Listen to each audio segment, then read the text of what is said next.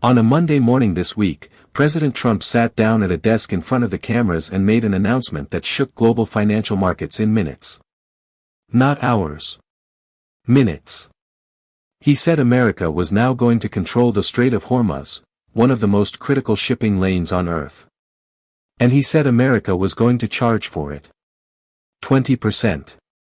Of everything. Every cargo ship, every tanker, every container passing through that narrow stretch of water between Iran and Oman would have to pay the United States 1/5 of its cargo value just to pass through safely. That's not a tax. That's not a tariff. Trump called it something different, a protection fee. The markets panicked. Oil prices jumped instantly. Within hours, he walked it back. By Tuesday, he reversed course completely. No fee. But here's the part that matters, the blockade is back on. What you're watching unfold right now, in the middle of July 2026, is a return to the exact same crisis that nearly broke the global economy just 5 months ago. And this time, it might be worse. Because this time, there's no clear exit. The ceasefire that was supposed to last until August just collapsed. The negotiations that were supposed to end this war are now dead.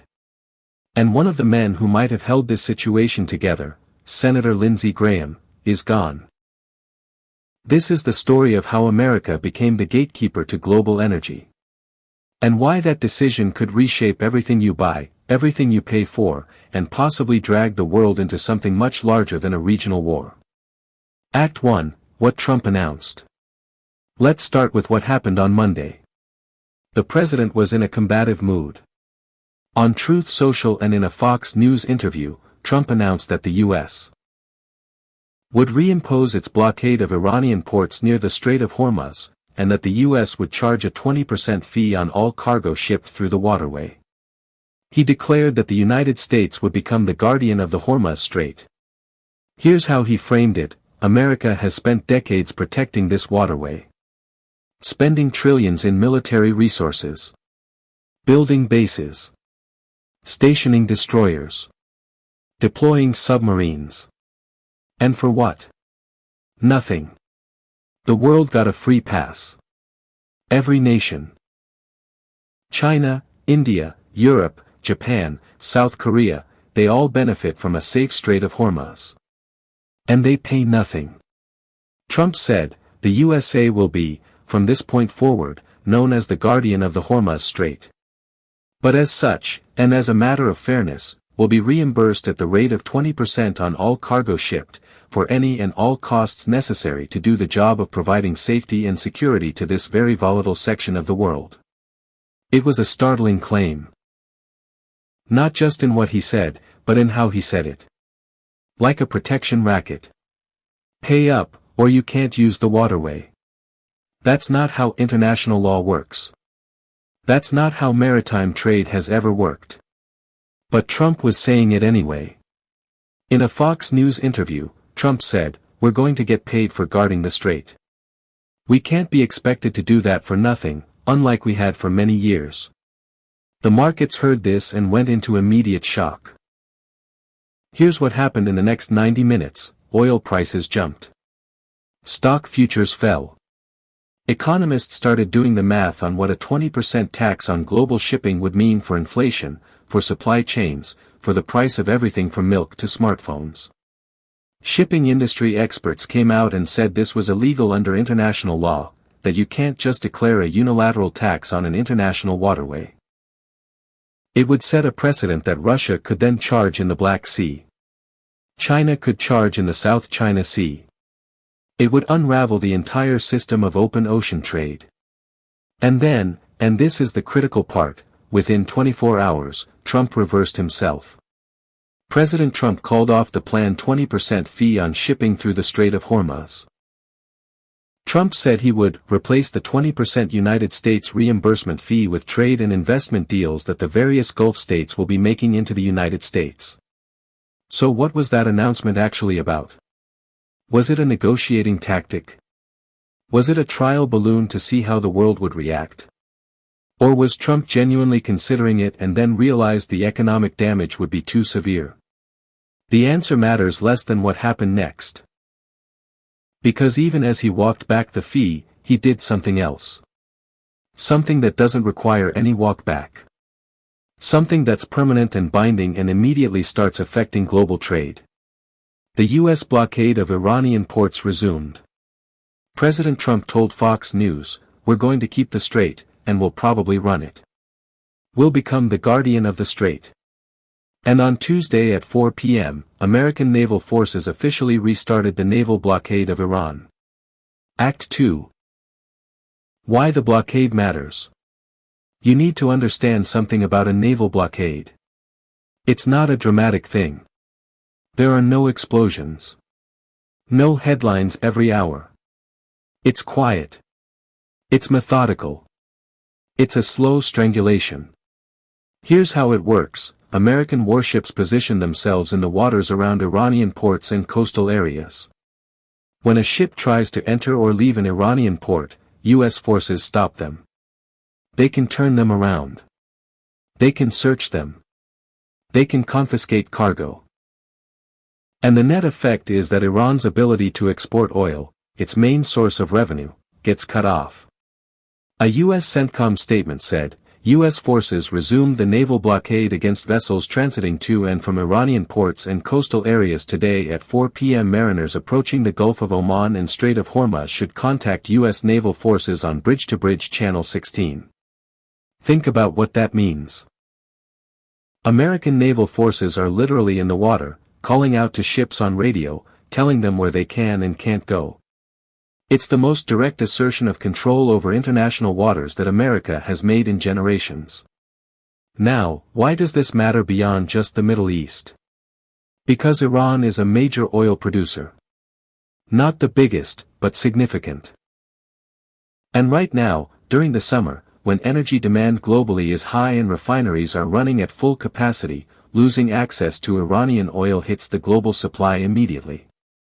According to tracking data from Kpler, just 22 ships crossed the Strait of Hormuz on July 9, compared to 147 crossings the day before the war began in February. Think about that number for a second. 147 ships a day. Normal global trade. Feeding the economies of dozens of nations. Providing energy to 2 billion people. Now compare it to 22 ships. That's an 85% reduction in traffic. That's not a blockade. That's a near total closure. And here's the terrifying part, we've been here before. Just 4 months ago.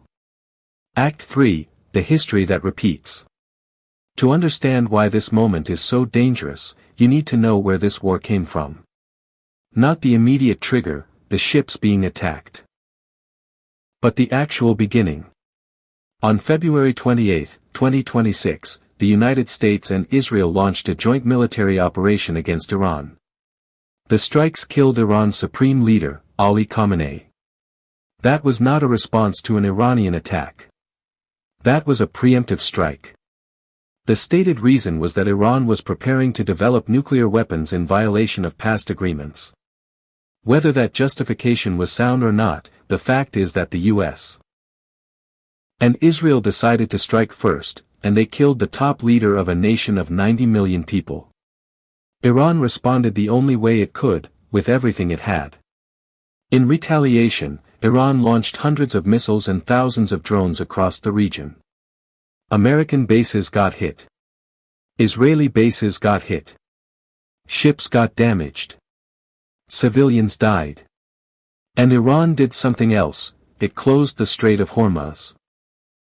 Iran asserted its control over the strait and insisted ships get permission and follow approved routes. It attacked ships if they did not comply with its orders and at times announced the strait was closed. The impact was immediate and global.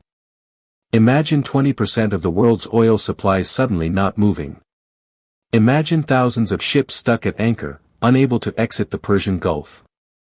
Imagine oil prices tripling overnight. That's what happened in March. The U.S. responded by imposing the first blockade. Trying to starve Iran economically. Trying to prevent Iran from exporting any oil at all. Both sides dug in. The war escalated. Missiles flew. Ships sank. And by April, after more than a month of active fighting, both sides were exhausted enough to talk. In April, the US and Iran agreed to a ceasefire, though it was fragile from the start. Disputes over Lebanon and continued restrictions on the strait kept tensions high. For the next 2 months, diplomats worked. Americans, Iranians, Qataris, Pakistanis, all trying to find a way to end this without more blood.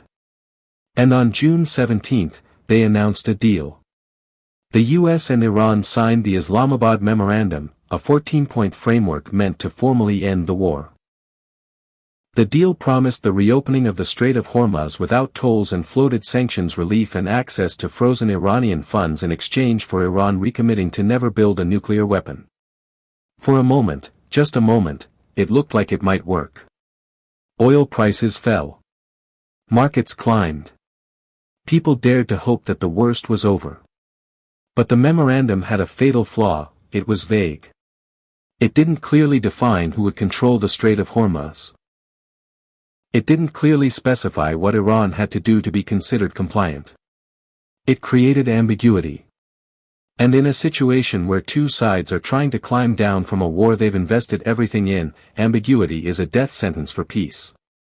By late June, within days of signing, both sides were accusing each other of violating the agreement. Iran launched missiles at a U.S. air base in Kuwait and the Fifth Fleet headquarters in Bahrain after accusing the U.S. of violating the ceasefire. The U.S. responded with strikes of its own. Then Iran responded to those strikes. And by July 8, the interim ceasefire had effectively collapsed. Renewed U.S. strikes on Iranian targets followed, after Iran fired on commercial vessels in the strait in early July. So here we are. Back to square one. But worse. Because this time, there's no trust left. No diplomatic goodwill. No sense that either side is negotiating in good faith. And most critically, there's no Lindsey Graham. Act 4, The Missing Voice. You might think, why does one senator matter? The answer is that Graham wasn't just any senator. He was the foreign policy voice the president listened to most. Graham was one of the most vocal senators pushing for a hardline approach against Iran. Just 3 weeks before his death, he said on Face the Nation that he doubted diplomacy with Iran would succeed. Graham was in constant contact with Trump. Advising him. Pushing him. Shaping his Iran strategy. When Trump was considering options, Graham was the guy in the room saying, "Go harder," or "Think about this differently." And then, on Saturday night, he was dead. Sudden. Unexpected. Gone. Graham had just returned from a trip to Kiev, Ukraine, where he met President Zelensky on Friday, part of a congressional delegation with Senator Dick Durbin. He was fine. Then he wasn't. Now, you might say, policy doesn't change just because one person dies. And that's true. Trump's Iran strategy isn't suddenly going to flip because Graham is gone. But what is lost is something more subtle and more important: it's the voice of restraint. It's the institutional knowledge of how to fight a war while still keeping diplomacy alive. Graham, despite his hawkish reputation, was actually someone who believed in deals. He believed in negotiating from strength. But he also believed in knowing when you had leverage and using it to get a better agreement, not just to keep fighting forever. That voice is gone. And at exactly the moment when the administration is making the biggest, most consequential decisions about whether to control the Strait of Hormuz unilaterally, that voice being absent is consequential. Because this blockade isn't just about Iran. It's about something much bigger. Act 5, The Global Fallout. Here's what most Americans don't understand about the Strait of Hormuz: it's not just important for oil. It's important for everything. The oil that flows through that strait fuels electricity plants, heats homes, powers cars, and most critically, fuels the ships that carry global trade. When you disrupt oil flow through the strait, you're not just affecting gas prices at the pump. You're affecting the entire cost of doing business globally. The Strait of Hormuz sees roughly 20% of the world's energy supplies typically move through it. That's roughly 20 million barrels of oil a day in normal times. Now, it's more like 4 million. Some days, fewer. The impact cascades outward in ways that seem invisible until they hit you personally. A shipping company in Rotterdam sends a container ship bound for Singapore. The cost to ship that container just doubled, because the route through the Strait of Hormuz is now dangerous and uncertain. So the company passes that cost to the manufacturer. The manufacturer is now paying 10% more to ship their goods. So they raise prices on retailers. The retailer raises prices on you. Or imagine you're a power plant in Greece. You normally buy oil from Iran at a discount because Iran needs to sell and has few buyers. But now Iran can't export anything because of the blockade. So you have to buy from Saudi Arabia at full price. Your electricity generation costs go up. Your electricity bill goes up. Or you're a Japanese automaker. You rely on a steady, predictable supply of gasoline to fuel the ships that carry your cars to America.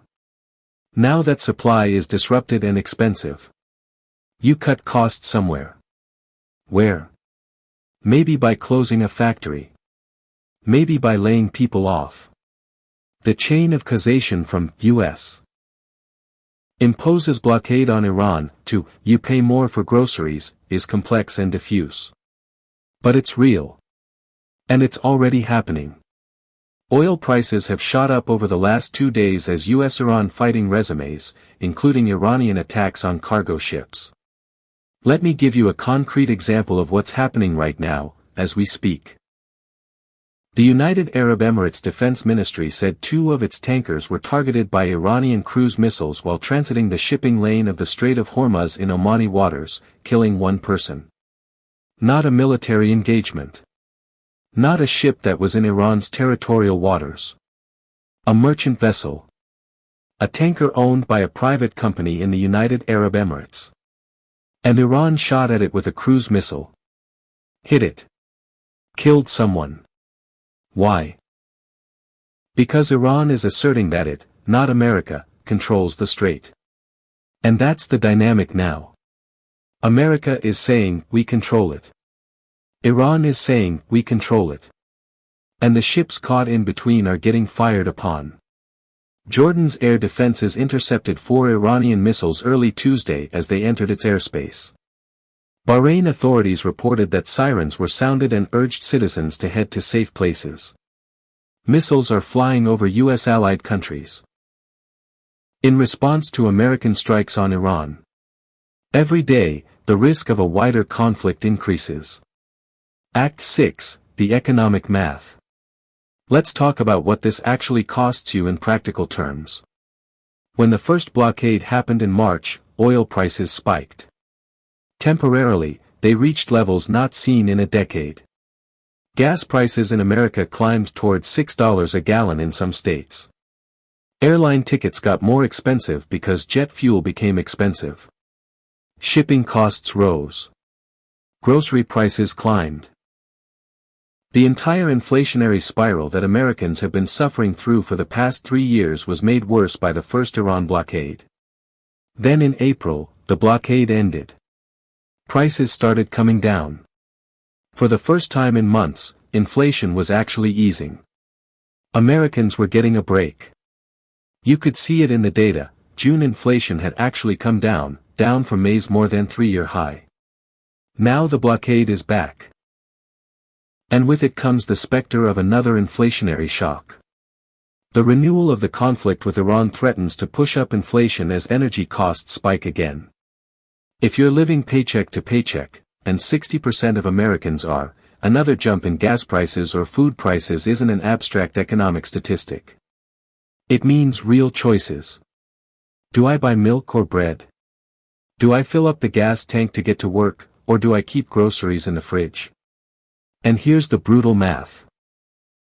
This blockade doesn't have a clear end date. When it happened in March, the US could say, it will end when Iran backs down. But Iran didn't back down. Iran fought. It took a month of active warfare, hundreds of millions of dollars in military strikes, and ultimately an exhausted draw to get to a ceasefire. How long will this one take? Days? Weeks? Months? Nobody knows. And the markets hate uncertainty more than they hate bad news. Because at least with bad news, you can plan. With uncertainty, you can't. Act 7, Why this happened. So why is Trump doing this now? Why reimpose the blockade when the June deal was supposed to last until August? The official reason is Iran's actions. Iran has continued to attack ships. Iran has continued to assert its control over the strait. Iran has, by America's assessment, violated the memorandum. The Iranian side tells a completely different story. They say America is the one violating the deal. America is the one conducting strikes. America is the one that broke the agreement first. Both sides believe their version of events. Both sides have evidence. Both sides feel wronged. But there's a deeper reason for what's happening now, and it has to do with domestic politics and the reality that the memorandum was never going to work. The memorandum was a framework. It said, we'll talk about this. It set up 60 days of negotiations. But it didn't actually resolve the core question, who controls the Strait of Hormuz? Does Iran have sovereignty over it? Or is it an international waterway? Washington sees the Strait of Hormuz as an international waterway, but since the US and Israel launched their war on Iran, Tehran has asserted its control over the strait and insists ships get permission and follow approved routes. Those are incompatible positions. You can't have both be true. Someone controls the strait or no one does. And whoever controls it gets to decide what happens to ships that pass through. The Trump administration decided, we'll control it. We'll use our navy. We'll blockade Iran. We'll let everyone else through. And we'll call it the Guardian Operation. Is this legal? International law experts are saying no. But Trump has shown a willingness throughout his presidency to challenge international law and international institutions. This is consistent with his overall approach. What matters is, will it work? Act 8, The Unknowns. Here's what we don't know, and these unknowns are terrifying. We don't know if Iran will escalate beyond shooting at civilian ships. Will Iran attack a US military vessel directly? If it does, America will have to respond. Will that response be proportional, or will it start a cycle of escalation? We don't know if Iran will close the strait entirely. Iran has the capability to lay mines, to deploy submarines, to position missiles along its coast. If Iran decides to close the strait to everyone, not just America, but to all commercial traffic, the global economic impact would be immediate and severe. We don't know if other countries will accept Trump's guardian role. European countries are already unhappy with this. They're saying, we don't want to be protected by America if it means we have to negotiate with America for every ship that passes through. Japan, which depends on Gulf oil, is worried. South Korea is worried. India is worried. We don't know if this ends in diplomacy or in escalation. Trump backed off the 20% fee, which suggests he's listening to advisors who said it would be economically destructive. But the blockade itself is economically destructive too. So what's the exit ramp? What's the point at which America says, okay, Iran has complied with X, Y, and Z, so we'll lift the blockade? No one knows. And that uncertainty is the most dangerous element of all. What you're watching unfold is not just a blockade. It's a fundamental assertion of American power in a way that's been absent for decades. For a long time, America's strategy in the Middle East was to work through alliances. Through Saudi Arabia. Through the UAE. Through Qatar. Through local partners. You protect the shipping lanes indirectly by helping the countries that benefit from those lanes do it themselves. Trump is saying, no. We'll do it directly. We'll be the guardian. We'll control it. Whether that works depends on whether Iran blinks. Whether the global economy can absorb another price shock. Whether Congress will let the president expand this war further without voting on it. Whether the American military can sustain another extended campaign in the Middle East while tensions with China are also rising and Russia is still active in Europe. It depends on a lot of things. And most of them are out of the control of any one person. All we know is, the blockade is on. The Strait of Hormuz is now a potential flashpoint again. Gas prices will likely rise. Inflation will likely pick up. And we're back to the same crisis that nearly broke global markets in March. One senator who might have helped navigate this is gone. The diplomats who negotiated the memorandum are now on the outside, watching. And the president is making decisions about one of the most critical shipping lanes on Earth without the usual checks and balances. The question is, will we make it through this one? One thing is clear, the memorandum is dead. The ceasefire is dead. And we're back to active war between the United States and Iran, fighting over a narrow strip of water that carries 20% of the world's energy. This is a developing story. And it's going to get worse before it gets better. Stay tuned. I'll be back with updates as this unfolds.